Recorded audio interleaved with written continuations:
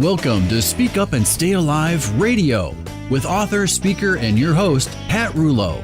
Finally, someone willing and able to blow the top off hidden healthcare and hospital dangers. She's provocative, upbeat, balanced, fearless, fresh. Pat has over 20 years of experience as a professional public speaker and knows how to approach this important subject with enough humor and wit to keep you informed, entertained, and empowered. Each week you will say, "Oh," as Pat explores and exposes little-known hospital hazards, delves into the deep waters of dangerous healthcare practices, picks the brains of her good-looking and influential guests to help keep you and your family safe in today's fragmented healthcare system. The program is not intended to replace medical advice from a licensed professional, but rather to encourage you to become a well-informed participant in your health and well-being. And now, your host, Pat Rouleau.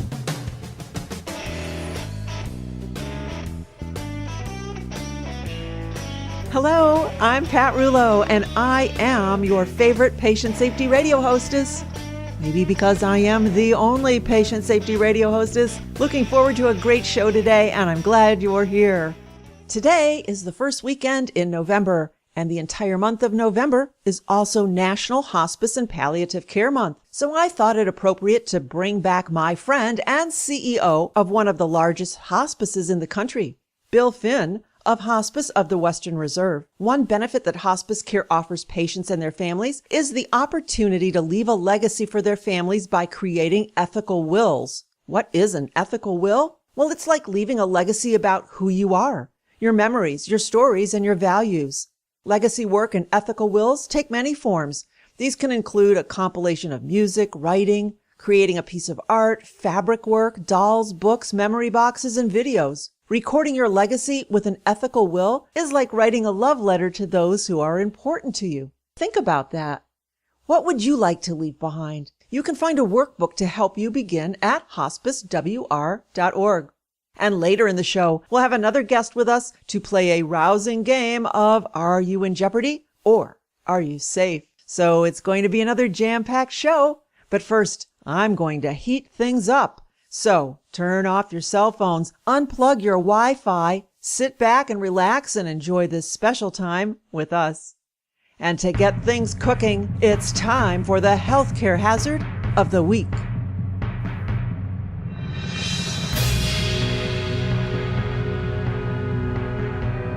Is your microwave making you sick?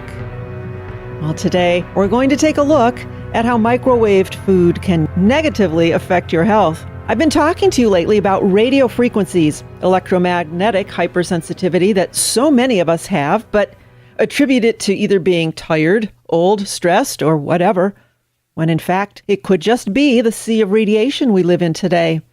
The incessant use of cell phones, wireless computers, cordless phones, and so on. So when I received an email from a doctor friend of mine in Phoenix, Arizona, with an article about microwaves by Catherine Ebeling and Mike Geary, I thought I'd share their findings with you. Well, almost everyone has a microwave oven or has access to one, either at home or at work or even restaurants. I bet your favorite healthy restaurant may depend on a microwave oven to quickly heat up or cook your foods. Now, did you know that the microwave oven came about quite by accident?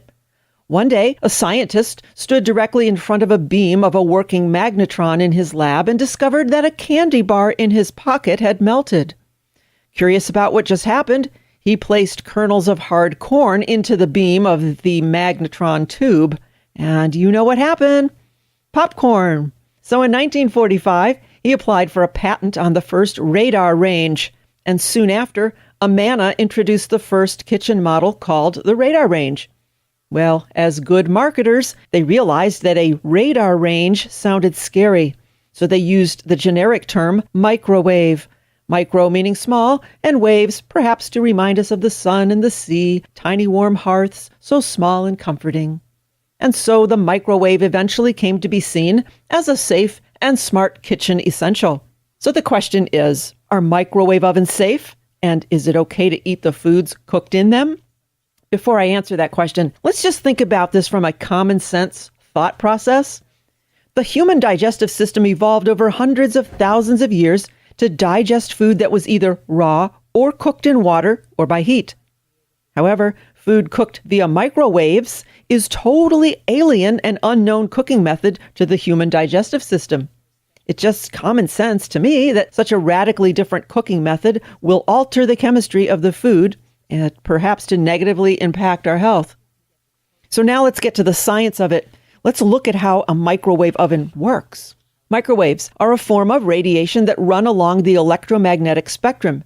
The spectrum is made up of different energies, including radio and light waves. It even has gamma radiation, which is deadly to people in large doses. Each of these energies has its own identifying characteristics. These characteristics are often measured in terms of frequency. Frequency is determined by how often a wave might repeat itself. Have you ever thrown a pebble into a pond and watched the rippling waves? Well, much like a ripple in the water, microwaves have to start from a source and empty outward. And each wave will have a top and a bottom and a high and a low point.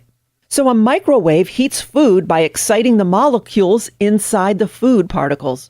When the particles get excited, they vibrate back and forth. This causes a tremendous amount of friction and therefore heat. Now, if you've ever rubbed your hands together, you know that the surface of the palms can get hot or warm in a few seconds. This is because the surface of the skin has particles, and rubbing them together causes friction and heat. Microwaves do the same thing, but only internally. So the food molecules vibrate up to several million times a second. This molecular vibration is what heats the food. The agitation then deforms the molecules in the food and creates new, unnatural compounds previously unknown to nature. These strange foreign compounds in microwave food have been shown to damage the blood, the digestive system, and our immune systems.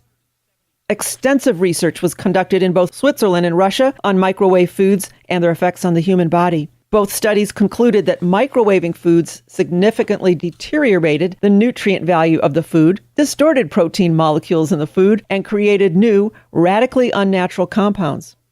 Most alarming, however, was that the subject's health deteriorated from eating the microwave foods. Some of their findings included blood hemoglobin, that's the extremely important oxygen-carrying component of the blood, decreased significantly after eating microwave foods.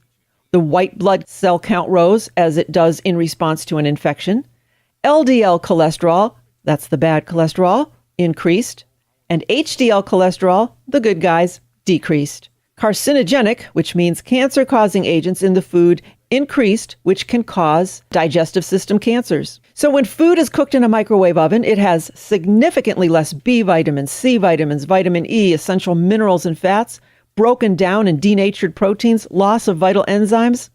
So you're saying, all right, well, maybe is it just okay to heat leftovers in the microwave just once in a while? Here's the answer. No. Actually, food heated in a microwave is heated unevenly, creating superheated spots and cool spots. And those cool spots may actually harbor bacterial growth such as salmonella, and you may end up with food poisoning. In addition, when you use plastic containers or plastic wraps in contact with your food, you end up getting all sorts of nasty chemicals that I can hardly pronounce, like diethylhexyl adaptate, or DEHA, which is known as a carcinogen, bisphenol A, or BPA, a cancer-causing agent in plastics, xenoestrogens, which are synthetic estrogens, all can be found in your food.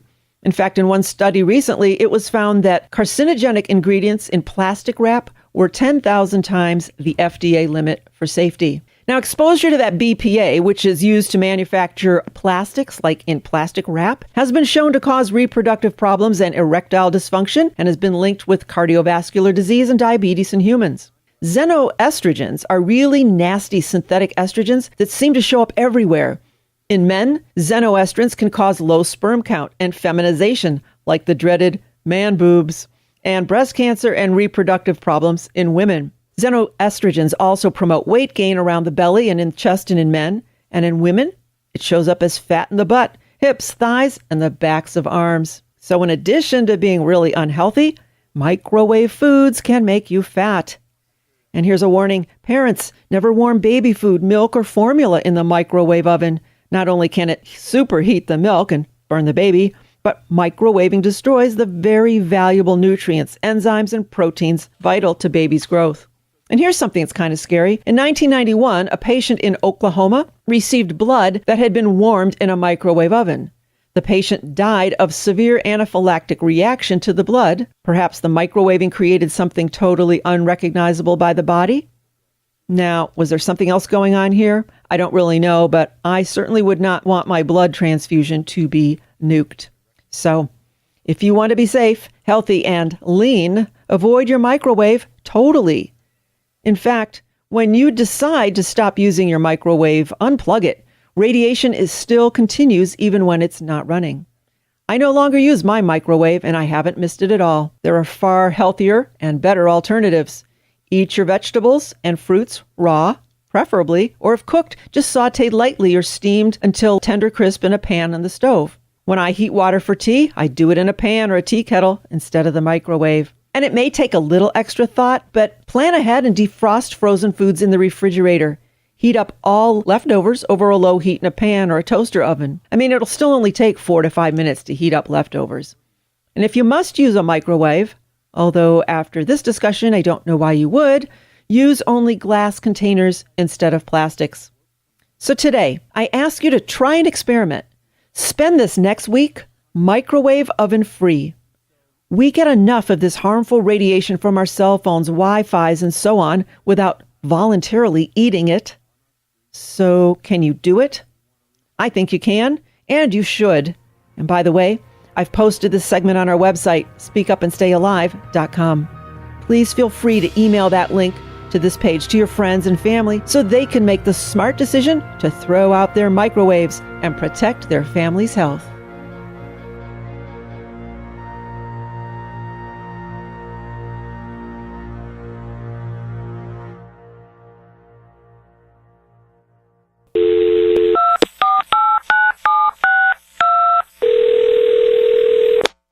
Good afternoon, Shraff and King. David King speaking. Hi, David. It's Pat from Speak Up and Stay Alive, Patient Safety Radio. We have a quick question for you. Do you have a moment? Absolutely, Pat. Thank you. David, Francis M. left a voicemail. I signed these documents 10 years ago. Should I complete a new living will or medical power of attorney?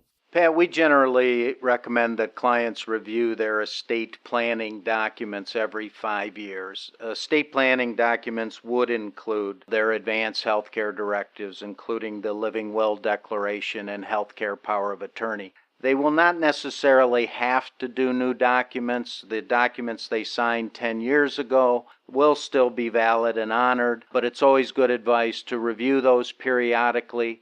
And in fact, the language within these standardized forms for those documents has changed a number of times in the last 10 years. So some of those changes perhaps are appropriate for the client to consider by executing new documents.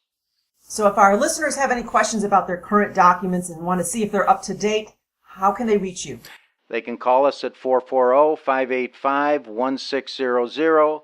Check us out on our website at www.shraffking.com or email us with general inquiries at info@shraffking.com. David, thanks for the great advice today. You're welcome, Pat.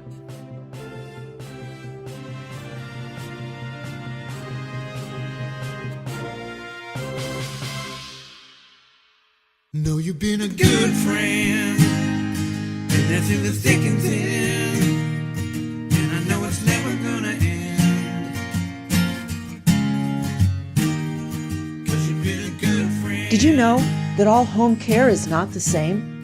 When it comes to aging in place, most seniors want to stay in their own home as long as possible, and in-home care can help them live safely and comfortably. But there are many types of home care providers that provide a variety of services. Listen as I introduce my friends Jack and Bonnie Warren from Comfort Keepers, serving Ashtabula, Lake, Geauga, Lorain, and Medina counties. Jack, what is the difference between home care and home health care? There is a pretty clear distinction between home health care services and home care services. Now, Comfort Keepers is a home care company. We deliver those services that include housekeeping, meal preparation, laundry, linen service, those types of household maintenance things, as well as some personal care needs. Home health agencies will deliver more skilled services that may include bathing and incontinence care, but more things like wound care and physical therapy and occupational therapy that are typically covered by insurance companies and Medicare, Medicaid, whereas our services are private pay and don't qualify for Medicare payment. So this is a private pay service that allows you to age in place, enjoy the comfort of your own home, and regular day-to-day living. And perhaps you might make a new friend. And you might make a new friend out of it too. Absolutely. For more information about how Comfort Keepers can help you or your loved ones, contact them. They're local. Here's the toll-free number, 866-942-1960. That's 866-942-1960. Or you can visit them online at comfortkeepers.com. Comfort Keepers, keeping the comforts of home.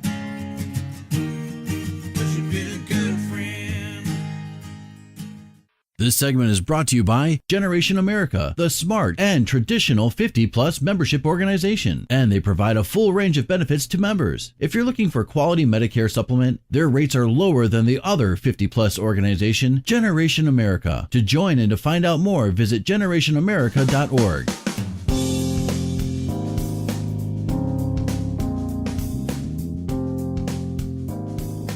You're listening to Speak Up and Stay Alive, Patient Safety Radio. I am your hostess, Pat Rouleau. Today we have a returning guest. He is Bill Finn, the CEO of Hospice of the Western Reserve. You've heard hospice many times on this show before. Headquartered in Cleveland, Ohio, Hospice of the Western Reserve provides hospice services, palliative care, and bereavement support to patients and families throughout Northeast Ohio, including Ashtabula, Cuyahoga, Geauga, Lake, Lorain, and Summit counties, with offices throughout and outreach into Medina, Portage, and Stark counties. And I'm so pleased to have you with us again, Bill. So welcome back to the show. Thanks, Pat. It's wonderful to be here. Oh, thank you. So much to talk about today. Let's just get down to the very basic question that most people ask. What is hospice care? Hospice care is a remarkable opportunity to have all the care and support that someone needs to be able to stay at home or in the place of their care during the last months of their life. This includes physicians, social work, nurses, counselors, spiritual care, volunteers, everything you could imagine to help you and your loved one be safe and at home and in charge of your own care at a time when days and weeks become really, really important. And why would someone choose Hospice of the Western Reserve over other hospices? I know when I first started learning about hospice, I just thought it was a place. I didn't know there were choices. Sure. There are almost 50 hospices in Northeast Ohio at this point in time. The vast majority of them are for-profit. And that in and of itself is not an issue. But quality varies tremendously from hospice to hospice, as well as the scope of services. Most of the hospices in our region don't serve people at home. They only care for people in a nursing home or their facility. Hospice of the Western Reserve is the 7th largest nonprofit hospice in the country. It has a 30-year record of high-quality, service-based care to people regardless of age or where they live or what type of disease they have or whether they have insurance or not. We have always been there for the community. We pride ourselves on being known nationally as one of the best, highest quality hospices. And how does a person know if a family member or if they themselves are ready for hospice? The basic concept of hospice is that it's for people that can't expect cure from their illness given where it is at this point in time. So when we're looking at switching from cure to care, that's when hospice is appropriate. Medicare has a definition that says, would you be surprised if the patient was to pass in 6 months or less? That's a scary thing to think about, 6 months or less. The best thing to do is if someone in your family is really, really sick, give us a call. We're an advocate for the patient and the family. We'll talk through what makes most sense for them and what their goals of care are. And if it's to be at home and be comfortable, then hospice is probably the track that makes most sense. That's good. I know most people wait until the last week and then wish that, I didn't know this resource was available, and how comforting that would have been had they known. That's the number one comment we get from patients and families. Why didn't I know about this earlier? If I did, I would have come here weeks or months ago. Absolutely. So hospice is not just for people with cancer. What other type of patients or folks do you find that make use of your services? Pat, we care for people with practically every illness you can imagine. Most people would think cancer. Cancer is not the majority of the patients we care for. This is congestive heart failure, COPD, Lou Gehrig's disease, memory loss. It's the whole spectrum of illnesses that affect our entire community. So it's wonderful that we're able to do this, and the fact that insurance covers all of hospice care. Okay, that's interesting. Let's talk about that for a minute. How do people pay for hospice? Is it private pay, or you mentioned insurance? Does all insurance cover that? Almost every insurance plan covers hospice care because not only is it the highest quality care for people that have a terminal illness, but it's also very cost effective. It allows the patient to stay at home, and just by keeping a patient at home and not in a hospital, we save everyone a lot of money. So Medicare, Medicaid, all the insurance companies, they all have hospice coverage. Okay, now speaking of insurance then, with the Affordable Care Act upon us, how does that affect our decisions, or does it at all? It will. And the Affordable Care Act will certainly allow more people to have insurance coverage, but the accountable care organizations, the typically hospital-based systems that come together to provide care as an ACO, are going to be a little more restrictive in who they allow to provide care within those systems. So they may say, well, you need to use this hospice or that hospice, this home health agency or that home health agency. And that restrictiveness may make it tough to get access to the world-class hospice, like Hospice of the Western Reserve. Wow. So are you finding that happening yet? Well, it's very early in the evolution here in Northern Ohio. Our ACOs are still developing, and they're still creating their networks of care providers, and they're still creating subscribers, members for the ACOs. So over time, we'll see this, that part of the way they save money is by restricting access to physicians, to hospitals, to hospices, to all the different types of care you'd get through an accountable care organization. Taking away a little bit of choice, huh? It is. And, the important thing is that particularly for community-based providers like Hospice of the Western Reserve, the choice always stays there. And people have the right, and they're also educated enough to make a decision that's best for them. Right. Okay.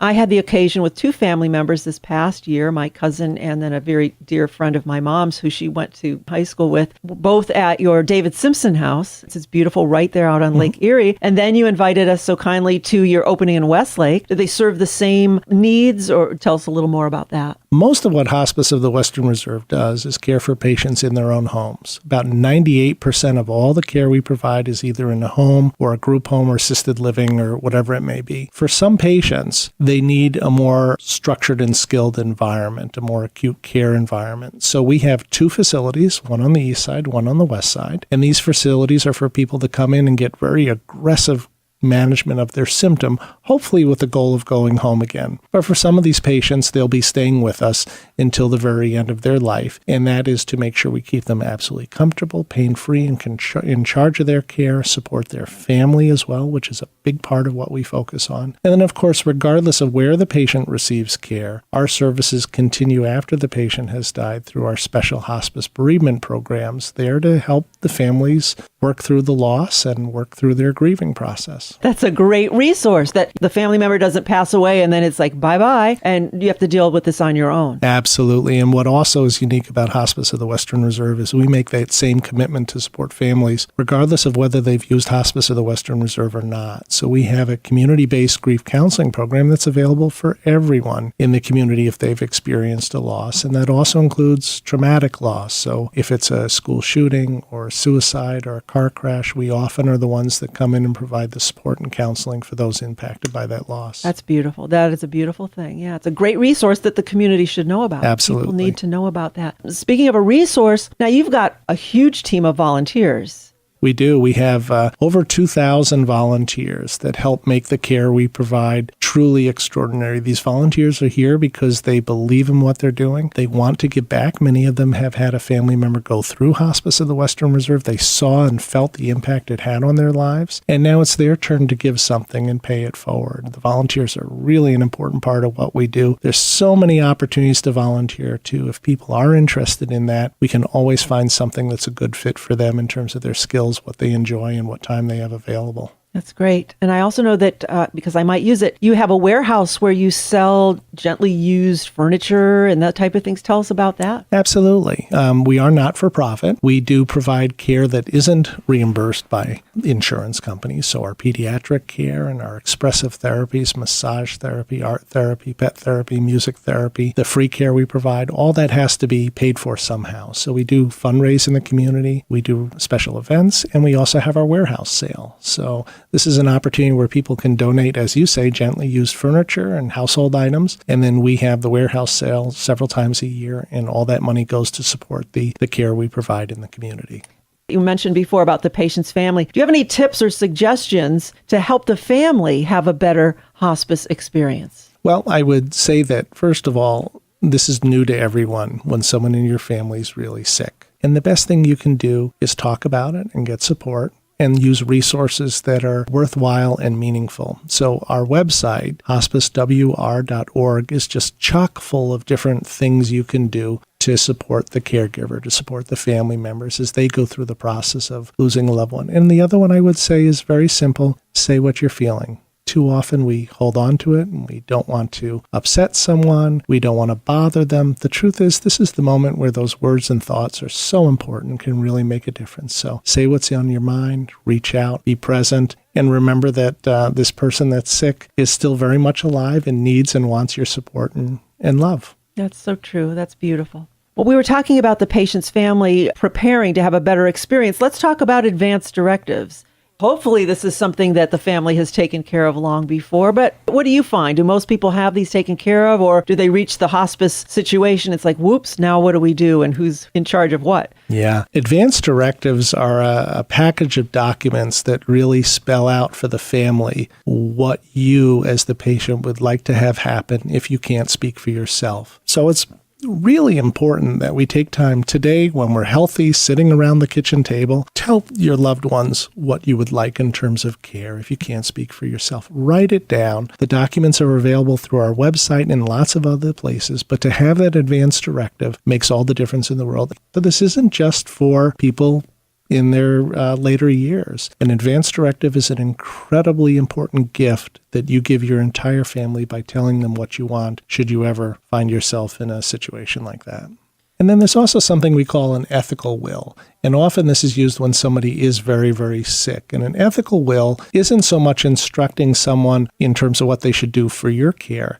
It's leaving a legacy of those things that you found important in your life. It's either writing down or videotaping or otherwise sharing the life lessons you've learned. And in your will, you may turn over tangible assets. In an ethical will, you turn over the beliefs you've had to your family and the ones you love. So we have some very tangible documents like the Do Not Resuscitate and the medical power of attorney. But we also have the opportunity to support people in putting down their thoughts of what their life meant to them and the gifts they want to hand to the next generation. And that's almost more important than anything else, right? Mm-hmm. That's beautiful. Now, I know November is National Hospice Month. It's a month where we encourage people around the country to stop and think about their care, and particularly trying to raise the education and profile of hospice care in America. And as one of the premier hospices in the country, we feel a special obligation to get the word out and make sure people understand what hospice is. They're not afraid of the word hospice. It doesn't mean that their loved one's going to die because they came into a hospice program. It does mean that they're taking a very tangible step forward to make sure their loved one gets the best possible care and is in control of their care and stays at home or wherever they would like to be for as long as possible. So the education, the outreach becomes really important, and the month of November is a real focal point for us to do that. Excellent. And you're kicking off our month of November, being here with us today. I will put this on the website as well and help promote the hospice, the National Hospice Month. So folks, if they want more information about you, hospice, and how to reach you and all of the programs and services that you offer, where can we find that? The easiest thing is through our website, which is hospicewr.org. Okay. Do you have any final words of advice for our listeners today, things that we should take away either as the patient, as the advocate, the family member? Pat, your program does such a good job of empowering people, and that really parallels what we do at Hospice of the Western Reserve. It's all about empowerment, and information is power. So the more people understand about what hospice care is and how they are in charge of their care, they get to make the decisions that are best for them and their loved ones, the better off we all are. And the more they understand that hospice doesn't mean someone's dying tomorrow, but it does mean they're going to spend every day comfortable in control of their care, it's a win-win for everyone. Absolutely. And I'm going to give my final piece of advice. Patients and their loved ones should get involved with Hospice of the Western Reserve as soon as allowable to take full advantage of the benefits of hospice care. Too often, as we just mentioned, people seek out care only with weeks or days left behind and do not enjoy the quality of life, either medically, emotionally, or spiritually, that they could have enjoyed had they found hospice earlier in their illness. So I am so pleased to have you with us today to share you and Hospice of the Western Reserve with our listeners. Thank you, Bill. Well, thanks, Pat. It's always a pleasure.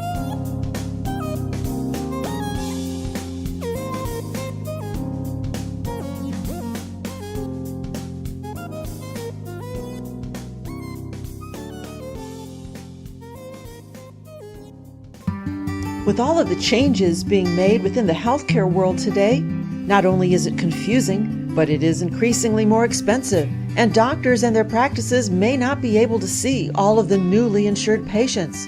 That's why I always encourage our listeners to take care of themselves now in order to avoid a potential hospital stay. Listen as I spend the next 2 minutes with my friend, Dr. Todd Oetiker of Oetiker Chiropractic. He's got ways to keep us well. Well, Dr. Oetiker, tell us, how can your chiropractic services help keep us well, safe, and out of the hospital? That's a great question. I'd rather see somebody once a month, making sure that their body, their joints, and then most importantly, their nervous system works as close to 100% as possible so that their body can work and function and their nervous system can be 100%. And so checking somebody once every 3 or 4 weeks to make sure that they stay healthy, that they stay good. I had back surgery in 1986. Of all the things I wish I could undo in my life, I wish I could not have the back surgery and tried chiropractic first. And so I would love to have people come in first. We do have some patients that have been to other chiropractors before and they've moved around and they end up here in Chardon and they say, I just need my once a month or once every 3 week care, and we do that for them. And that's fantastic. It's so great to see somebody come in and say, oh, Pat, how do you feel today? I feel fantastic. Great, let me check you out. And usually we'll end up adjusting a handful of spots because using the activator method doesn't have to hurt. Vertebrae can get out of alignment and don't have to pinch nerves. Remember, you can feel good, but you can still be out of alignment. And that's where I really think that the regular checkups once a month or so helps keep people really functioning at their best. I encourage you to visit Dr. Oetiker for a consultation. Call him for an appointment at 440-285-0756. Dr. Oetiker is located in Chardon, Ohio at the Village Station, 401 South Street, just 1/2 mile south of downtown Chardon off of Route 44. Or you can always call him at 440-285-0576.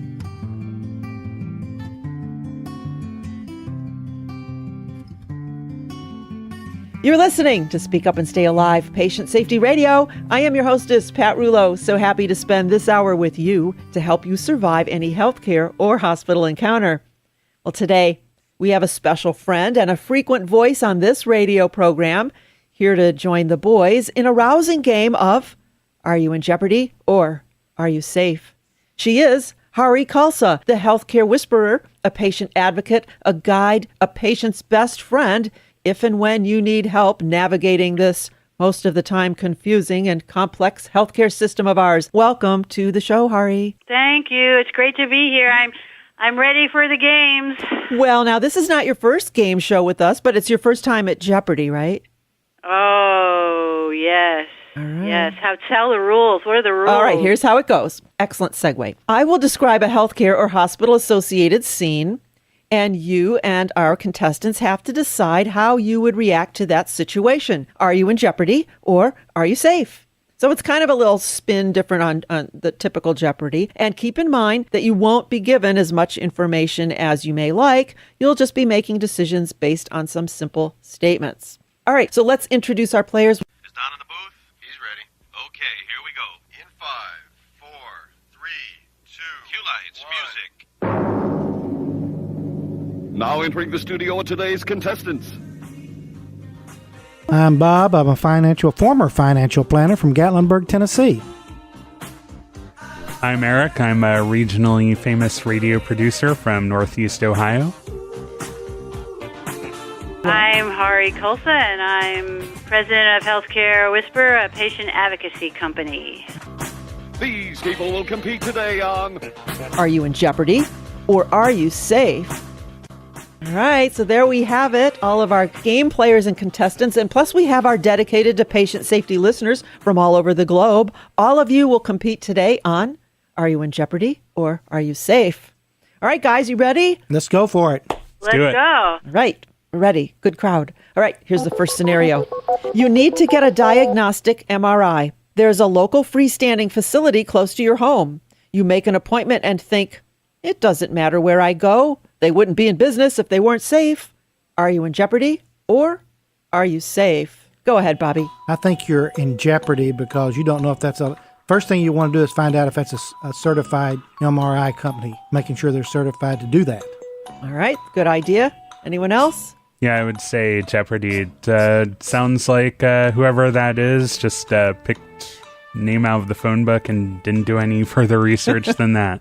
So, yeah, I agree with everybody, and if you do your research, there's a good possibility that it's safe, but you have to do your research. Exactly. It could very well be safe. I just had a gentleman email me the other day. According to Radiology Today magazine, over the past 12 years, the American College of Radiology MRI accreditation program has helped improve the quality of MRI exams, and they've encouraged the use of better equipment. They promote high standards, and that's become one of the most recognized and respected sources for MRI accreditations. That's one thing you could do, ask if they are certified by the American College of Radiology. If it meets all the criteria, then yeah, it's okay. Then you're safe. All right, good. Yep. We're safe and not safe. Excellent. Right. All right, here's scenario number 2. Your daughter attends your doctor visit with you. She asks about some of your medications. The provider refuses to share that information and cites the HIPAA privacy law. Are you in jeopardy or are you safe? Well, can I go? Oh, please.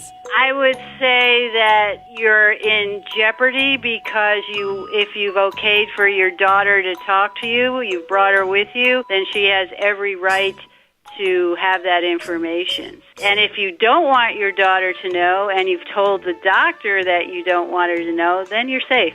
But I would say it's a jeopardy issue. In that situation. I would say, I think if you've bothered to bring your daughter with you to the appointment, you probably do want her to know about this stuff. So, yeah, I'd say jeopardy. I agree. What do you think, Bobby? I think if you bring your daughter, definitely, you've done it for a reason. And the reason is she needs to know. I agree. Even when the patient is not present, I understand, or it's impossible because of emergency circumstances, that a doctor can share that information with the person when they're exercising their professional judgment, that it determines that doing so would be the best interest of the patient. I mean, that's what HIPAA is all about, ultimately, isn't it, Hari, that it's something that's in the best interest of the patient? Right. That's what it's supposed to be, yes. All right. Not all the time. Not all the time. Okay. All right, guys, here's scenario number 3. You have to get up every morning at 5:15 to get ready for work. You sleep with your smartphone under your pillow and set the alarm. What a handy-dandy way to wake up. Are you in jeopardy or are you safe? I want to say jeopardy. Yeah, due to radiation. You got it. What do you think, Bobby? Well, we know for a fact that the radio frequencies could be dangerous. So you don't want to get them that close. I agree with everyone. You have to, we don't really know. There's not enough research data to know really what's going on with all the radiation from all these devices that are being emitted everywhere. So I would say jeopardy. I agree. I say don't sleep with your phone. Bedtime is the time to rest and rejuvenate your body and not bathe it in any potential radio frequencies. I was thinking someone should start a wake-up service that calls people on their landline phones and call it... How about wake up and stay alive? Wake up and stay alive. Hari, let's start a wake-up service. Okay. Eric, would you want us to call you every morning? It's like a hotel concierge. That's right. All righty, here is scenario number 4. Your 85-year-old grandfather visits a new dentist, and by the way, has excellent dental insurance. The new dentist sends him home with a treatment plan that includes 3 root canals. Is your grandfather in jeopardy, or is he safe? I'm happy to take that one. I'd say he's in jeopardy. First of all, there's no insurance that's going to pay for 3 root canals. That's the first thing. And second, unless he'd been complaining, because I don't have the information, unless he'd been really complaining of pain, I would be really surprised of 3 root canals all of a sudden. I mean, it could be, but I'd have to really question that. Exactly. Yeah, Jeopardy. For such a drastic course of treatment, you'd want a second opinion. It's a little questionable, taking advantage of seniors. So I think you're in jeopardy. And I agree with you all. And Eric, you mentioned a second opinion. And Hari, we did a little segment once on second opinions and how, wow, if you get an unusual or a sudden diagnosis, I think a second opinion is always in order, don't you? I agree, and sometimes all you need to do is take your x-rays, that's how they would have to have diagnosed a root canal, and get somebody else to look at them. Anytime you get a bizarre diagnosis, have someone else look at it. All righty, here's scenario number 5 and our final one. You receive a medical bill for items you never incurred. You get the runaround during every phone call to dispute this. Are you in jeopardy or are you safe? Oh, I definitely think you're in jeopardy there. If I know they're wrong, I'm going to raise Cain about it. Well, this doesn't really sound like a health concern, but I could say that your financial health is in jeopardy. Absolutely. Your mental health is too, Eric. That's true. Just the stress level of it. Oh, I agree, because especially if it's a large bill, with a lot of, so many hospital bills are like that, things you didn't have, and those can be very costly, and billing offices don't have any trouble sending this off to collections if they don't get what they want, and within what they consider a reasonable time, which is usually 3 months. So, yeah, I think you're in jeopardy, and you have to act fast. You have to, you really do. You have to push hard back, and which push comes to shove, and you're not getting what you want. My next stop is the State Attorney General's office. Oh, that's a good idea, because I was thinking the same thing, because as soon as you don't pay it, boy, it goes to your credit scores, and those still get reported, the medical bills that you don't pay, even if they're wrong, and then it's almost impossible to get them removed. So, yeah, you help people with this type of thing, do you? Oh, yes. Right, and billing offices are the worst for calling back, most of them. There's a few that aren't, I have to say, but generally, so it's a process, yeah, and I can definitely help with billing issues. You've got like $1 million hospital bill and you say, oh no, I never got that medication. Well, how do you prove that? Medical records. You have to get your medical records.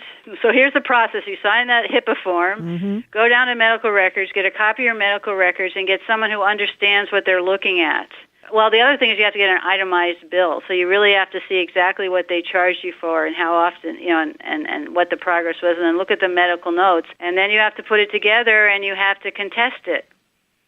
And that's the only way that you're going to get bills resolved.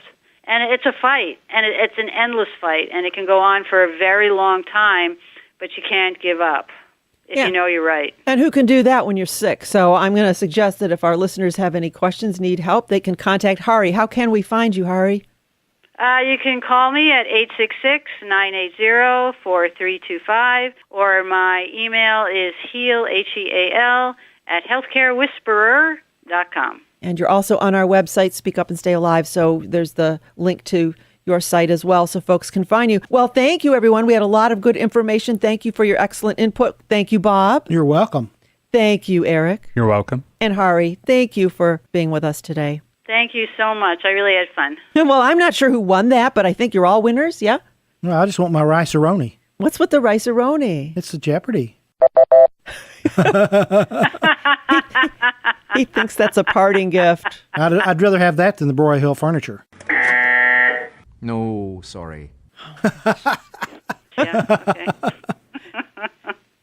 I'll take a copy of the home game. Oh, that's right. We need a home game of this. You guys, well, listen, thank you, everyone, for playing our newest and our most fun game ever. Are you in jeopardy or are you safe? And listeners, don't go anywhere. There's so much more you can learn about healthcare and hospital safety on America's favorite and perhaps only patient safety radio show, Speak Up and Stay Alive Radio. Thank you, Hari. Oh, that was great. I love your games. Only any time for your games. I get such a kick out of them.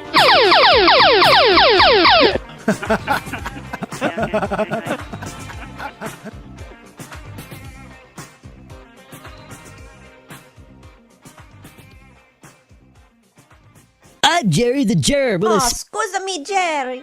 Hello, everyone. This is a Mama Josephine Germophobia. Jerry's a mama. I apologize for my son spreading all the germs. He took off at a younger age and he shortened his last name to Germ. I guess he no like germophobia. He took the wrong path and now instead of being so clean like I teach him, he spreads germs all over the, what the word I looking for? All over the airwaves. Oh, so that is why I am so happy for the Patarulo radio show, Speak Up and Stay Alive, a patient safety radio, so people can stay safe from a germ like a Jerry. Oh, Jerry, can you do your mama Josephine Germophobia proud and say the right thing? Stay safe. Listen to Speak Up and Stay Alive Radio. Tune in every Saturday morning. For more information, go to speakupandstayalive.com. And Jerry, wash your hands.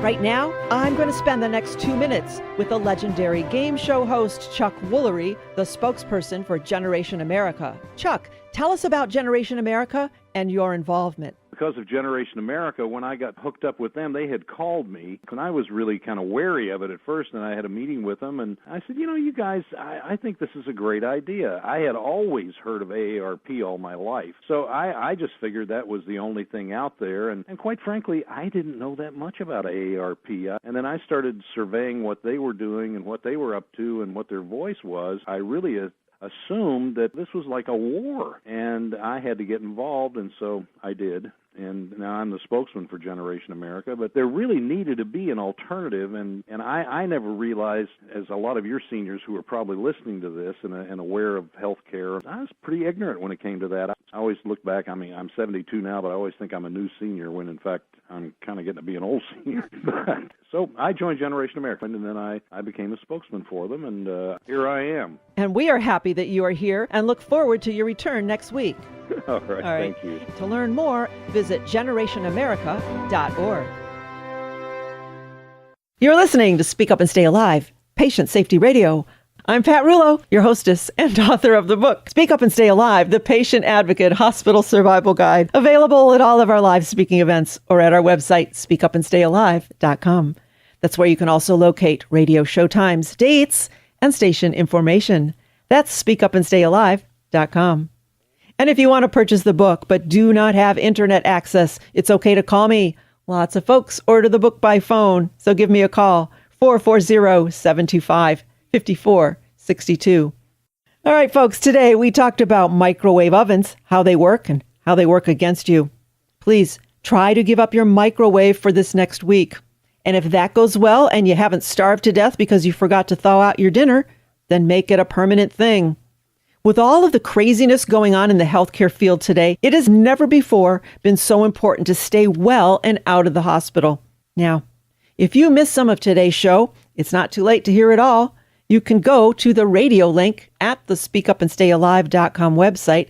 Click the link with today's date. That's where you can also purchase the book, Speak Up and Stay Alive, the Patient Advocate Hospital Survival Guide. And now let me take a quick moment to thank all of our radio sponsors and weekly guest experts, because thanks to them, we are here, and that helps keep all of us safe. We have Schraff & King, attorneys for all your advanced planning needs in Willoughby Hills, Ohio. My friend, Daryl Hicks, consultant and author of the book, Infection Prevention for Dummies.